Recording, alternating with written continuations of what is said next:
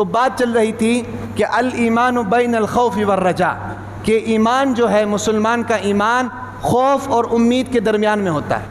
یہ بھی نہیں کہ خوف ہی خوف، ڈرتا ہی رہے ڈرتا ہی رہے ڈرتا ہی رہے، امید نہ ہو، اور یہ بھی نہیں کہ امید پر کام کرتا رہے اور اللہ کا خوف نہ ہو۔ دونوں کا بیک وقت ہونا ضروری ہے۔ اگر نماز پڑھ رہے ہیں اللہ کا خوف ہو، اللہ کا خوف ہوگا تو خشوع اور خضوع خود آئے گی، اور نماز کے بعد پھر اللہ تعالیٰ سے امید ہوگی تو اللہ تعالیٰ اس کو اس کا اجر عظیم عطا فرمائیں گے۔ اللہ کے نبی کی حدیث ہے جس کا مفہوم ہے، اللہ کے نبی نے فرمایا کہ اللہ تعالیٰ فرماتے ہیں کہ میں اپنے بندے کے گمان کے قریب ہوتا ہوں، میں اپنے بندے کے امید کے قریب ہوتا ہوں۔ میرا بندہ مجھ پہ جس طرح کی امید لگاتا ہے میں اس طرح کا برتاؤ کرتا ہوں، میرا بندہ مجھ پہ جس طرح کا گمان کرتا ہے میں اس کے ساتھ اسی طریقے سے برتاؤ کرتا ہوں۔ تو اس لیے امید بھی ہونی چاہیے اور اللہ تعالیٰ سے خوف۔ اب یہ جو خوف ہے، بتا رہا تھا وقت بھی کم رہ گیا، یہ جو خوف ہے، خوف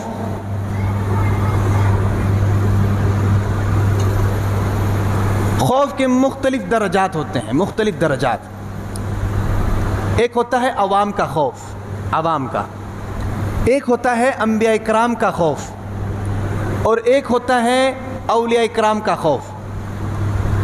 عوام کا خوف کیا ہوتا ہے؟ عوام کا خوف یہ ہوتا ہے کہ وہ اللہ تعالیٰ کی عذاب سے ڈرتے ہیں۔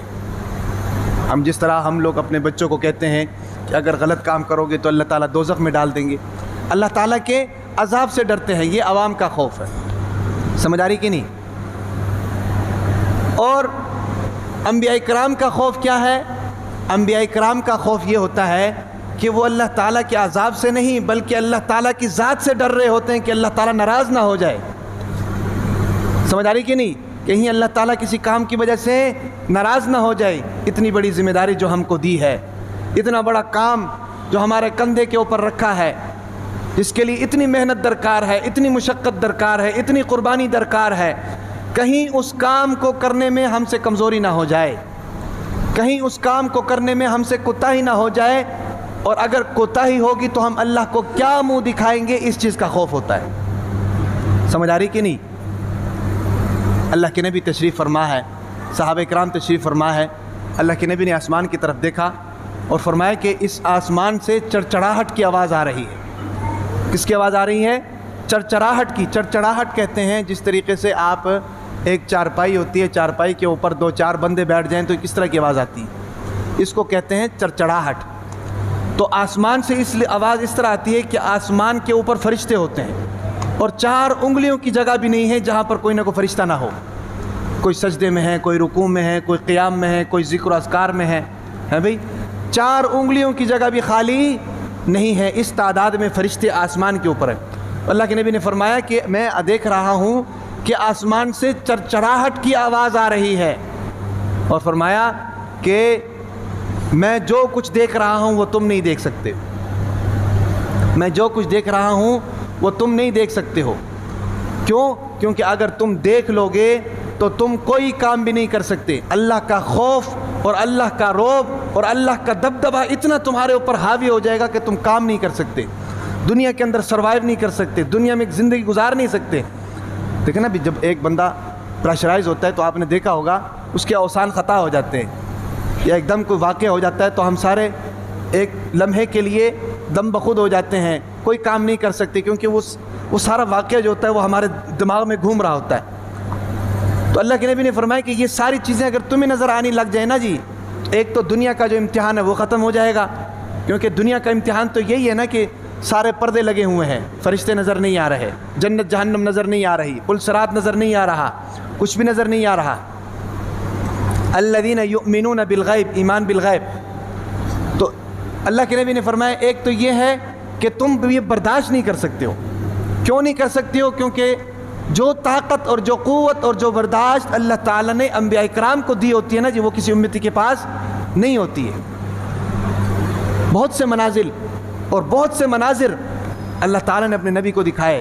معراج کے موقع پر جنت کے سارے مناظر اللہ تعالیٰ نے اپنے نبی کو دکھائے، جہنم کے سارے مناظر اللہ تعالیٰ نے اپنے نبی کو دکھائے، ٹھیک ہے نا جی۔ اور ایک مرتبہ نماز پڑھ رہے تھے کسوف کی نماز، اور اس دوران اللہ تعالیٰ نے اپنے نبی کے سامنے جنت کو لے آئے۔ تو نماز پڑھنے کے بعد اللہ کے نبی نے صحابہ کرام سے فرمایا کہ ابھی میرے سامنے اللہ تعالیٰ جنت کے پھل لے کر آئے تھے، جنت کے پھل لے کر آئے تھے، میری خواہش یہ تھی کہ میں اس پھل سے توڑ کر آپ کو دکھاؤں کہ یہ جنت کا پھل ہے، لیکن آپ برداشت نہیں کر سکتے ہو۔ سمجھ آ رہی کہ نہیں؟ تو خوف کا جو لیول ہے وہ ہر ایک کا الگ الگ ہوتا ہے۔ جتنی اللہ تعالیٰ کی معرفت ہوتی ہے اس کے بقدر خوف ہوتا ہے۔ سمجھ آ رہی کہ نہیں؟ تو عوام جو ہوتی ہے وہ عوام ہے، عوام کا خوف کم درجے کا ہوتا ہے، اور ان کا خوف یہی ہوتا ہے کہ بھئی اللہ تعالیٰ کا عذاب نہ آ جائے، ہیں بھئی۔ لیکن انبیاء کرام کا خوف یہ ہوتا ہے کہ اللہ تعالیٰ کہیں ناراض نہ ہو جائیں، کوئی بھی کام ایسا نہ ہو کہ جس کی وجہ سے اللہ تعالیٰ ناراض ہو جائیں، یہ بڑا مشکل کام ہے۔ اور پھر ایک خوف ہوتا ہے اولیاء کرام کا، اللہ کے محبوب بندوں کا، ان کا بھی خوف یہی ہوتا ہے کہ کوئی کام ایسا نہ ہو جائے جس کی وجہ سے اللہ تعالیٰ ناراض نہ ہو جائے۔ سمجھ آ رہی کہ نہیں؟ اسی وجہ سے آپ دیکھیں عوام کا حال کیا ہوتا ہے، ہمارا حال کیا ہے۔ ہمارا حال یہ ہے کہ ہم کوئی بھی کام کر رہے ہوتے ہیں نا جی، اس کام کے بارے میں یہ نہیں پوچھتے کہ یہ حلال ہے کہ یہ حرام ہے۔ اکثر یہ ہوتا ہے، ہم یہ پوچھتے ہیں کہ یار یہ حرام ہے یا مکروہ ہے، اگر حرام ہے تو ٹھیک ہے نہیں کرتے، اگر مکروہ ہے تو پھر دبی جاؤ، اگر مکروہ ہے تو پھر کرتے رہو۔ لیکن اولیاء کرام کا یہ معمول نہیں ہے۔ اولیاء کرام کا یہ معمول ہوتا ہے کہ وہ کسی بھی کام کو کرتے ہیں تو اس کو دیکھتے ہیں کہ یہ حلال ہے یا حرام ہے، اگر حلال ہے، اگر حرام ہے تو پھر اس کو کرتے ہی نہیں ہے، اگر حلال ہے تو اس کو کرتے ہیں، اگر مکروہ ہے تو اس کو بھی حرام کے درجے پر ڈالتے ہیں۔ اللہ کو ناپسند ہے، مجبوری کے وقت اس کی اجازت ہے، لیکن اللہ کو ناپسند ہے۔ سمجھ آ رہی کہ نہیں؟ تو یہ مختلف درجات ہیں اللہ تعالیٰ سے خوف کے۔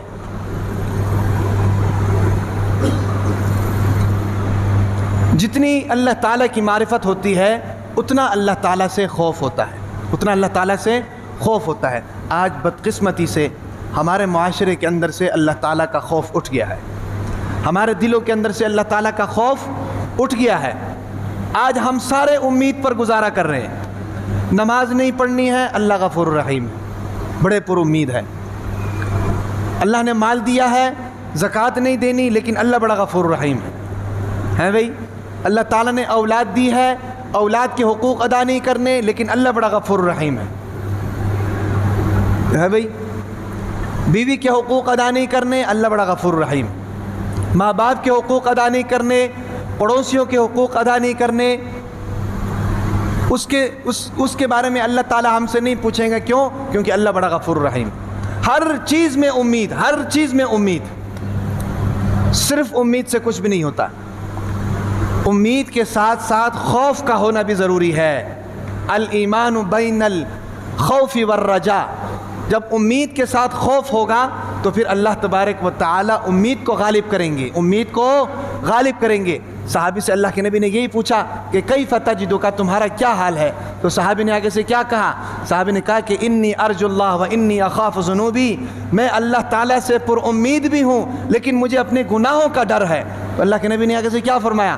اللہ کے نبی نے فرمایا کہ لا یجتمعان فی قلب عبد فی مثل هذا الموطن الا اعطاہ اللہ ما یرجو وآمنہ مما یخاف۔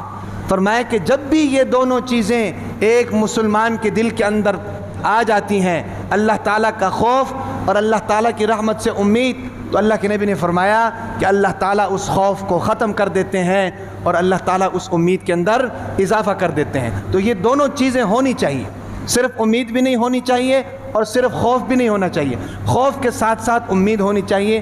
خوف اس چیز کا کہ اللہ تعالیٰ ناراض نہ ہو جائیں، امید اس چیز کی ہونی چاہیے کہ میں جو عمل کر رہا ہوں، جو نیک کام کر رہا ہوں، اللہ تعالیٰ سے امید ہے کہ اللہ تعالیٰ اس نیک کام کو اپنے بارگاہ میں شرف قبولیت عطا فرمائیں گے اور بہترین اس کا نعم البدل ہمیں عطا فرمائیں گے۔ اللہ تبارک و تعالیٰ سے دعا ہے تمام باتوں پر عمل کرنے کی توفیق عطا فرمائے۔